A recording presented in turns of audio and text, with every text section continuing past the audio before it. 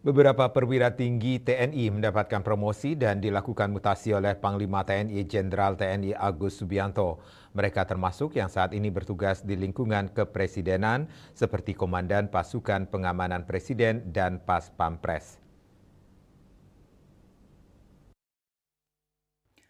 Dikutip dari kantor berita Antara, Minggu 20 Oktober, dalam surat keputusan Eskep Panglima TNI nomor Kep-1264-10 Romawi 2024 yang diteken oleh Panglima TNI pada Jumat 18 Oktober dan yang dikonfirmasi di Jakarta, Panglima TNI memberikan promosi jabatan kepada Majen TNI Akhiruddin yang sebelumnya menjabat dan Pas Pampres, saat ini menjadi Pangdam 6 Mula Warman.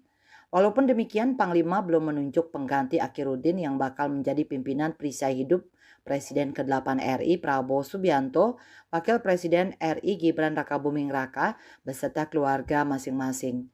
Dalam eskep yang sama, Panglima TNI juga mengganti jabatan beberapa perwira tingginya, antara lain Letjen TNI Inyoman Cantiase yang sebelumnya menjabat Wakil Kepala Badan Intelijen Negara Wakabin, saat ini menjadi Staf Khusus Kepala Staf TNI Angkatan Darat KSAD.